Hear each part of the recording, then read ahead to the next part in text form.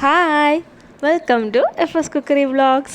എല്ലാവർക്കും പുതിയൊരു വ്ളോഗിലേക്ക് സ്വാഗതം. ഇന്നത്തെ നമ്മുടെ റെസിപ്പി ചിക്കൻ ടിക്കയാണ്. നമ്മുടെ വീട്ടിൽ എപ്പോഴും കാണുന്ന ചില സാധനങ്ങൾ വെച്ചിട്ട് മാത്രം ഉണ്ടാക്കിയെടുത്തിട്ടുള്ളതാണ്.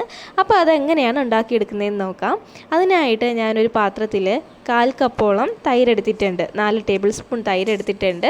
അതിലേക്ക് ഒരു 1/2 ടീസ്പൂണോളം മഞ്ഞൾപ്പൊടിയും 1 ടീസ്പൂണോളം ഗരം മസാല, 1 ടീസ്പൂണോളം തന്നെ ക്യൂമിൻ സീഡ്സ് ഇല്ലേ, അത് പൊടിച്ചതാണ്, ജീരകപ്പൊടി, അതും കൂടെ ചേർത്തിട്ട് അതിൽ എത്രയാണോ നമുക്ക് എരിവ് ആവശ്യം അത്രയും മുളക് പൊടി ചേർത്ത് കൊടുക്കും. ഞാനിവിടെ 1 ടേബിൾ സ്പൂൺ മുളക് പൊടിയാണ് ചേർത്ത് കൊടുത്തിട്ടുള്ളത്.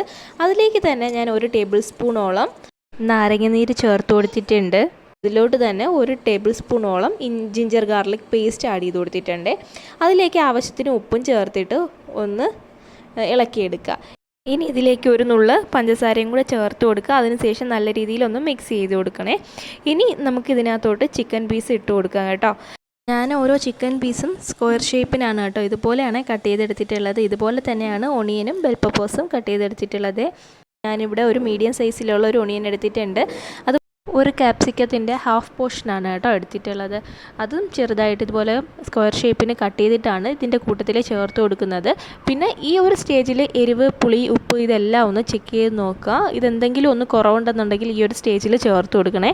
പിന്നെ ഈ വീഡിയോ ഇഷ്ടമാണെങ്കിൽ എല്ലാവരും ഒന്ന് ലൈക്ക് ചെയ്യുക, ഷെയർ ചെയ്യുക, പ്ലീസ് ഒന്ന് സബ്സ്ക്രൈബ് ചെയ്യുക. ഇനി ഇത് നല്ല രീതിയിലൊന്ന് മിക്സ് ചെയ്തെടുക്കുക. അതിനുശേഷം ഫ്രിഡ്ജിലോട്ടാണ് വെച്ച് കൊടുക്കാൻ പോകുന്നത്.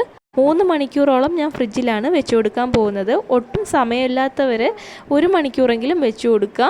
കുറഞ്ഞത് 1/2 മണിക്കൂറെങ്കിലും വെച്ച് കൊടുക്കണം കേട്ടോ. ഇല്ലെങ്കിൽ ഈ ചിക്കനിലൊന്നും നമ്മുടെ ഇതിൻ്റെ ആ ഒരു അരപ്പ് പിടിക്കുകയില്ല. അതുകൊണ്ടാണ് കേട്ടോ പറഞ്ഞിട്ടുള്ളത്. അപ്പോൾ ഈ ഒരു സാധനം ഞാനിന്ന് ചെയ്തെടുക്കാൻ പോകുന്നത് ഓവനിലാണ്. ഇനി ഇതെങ്ങനെയാണ് വെക്കുന്നതെന്ന് വെച്ചാൽ ഞാനൊരു സ്ക്വയർ എടുത്തിട്ടുണ്ട്. അതിലേക്ക് നല്ലതുപോലെ ബട്ടർ ബ്രഷ് ചെയ്തിട്ടുണ്ട്.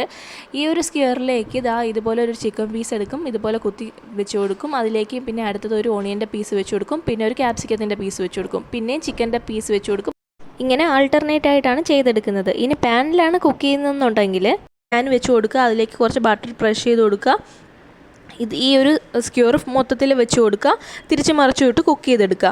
അതേസമയം ഓവനിലാണ് ചെയ്യുന്നതെന്നുണ്ടെങ്കിൽ ഓവനിൽ വെക്കുന്ന പാത്രം നല്ല രീതിയിൽ ബട്ടർ വെച്ച് ബ്രഷ് ചെയ്യണം.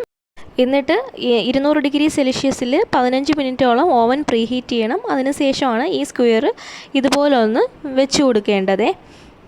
ഇങ്ങനെ വെച്ചിട്ട് ഈ 10 മിനിറ്റ് തിരിച്ചും മറിച്ചു വിട്ടാണ് ഇത് കുക്ക് ചെയ്തെടുക്കുന്നത്. കരിയാണ്ട് വേണം കുക്ക് ചെയ്തെടുക്കാനായിട്ട്. അപ്പോൾ എല്ലാവരും ഒന്ന് ട്രൈ ചെയ്ത് നോക്കുക. നിങ്ങളുടെ ഫീഡ്ബാക്ക് എന്നെ അറിയിക്കുക. എല്ലാവർക്കും താങ്ക്സ് ഫോർ വാച്ചിങ്.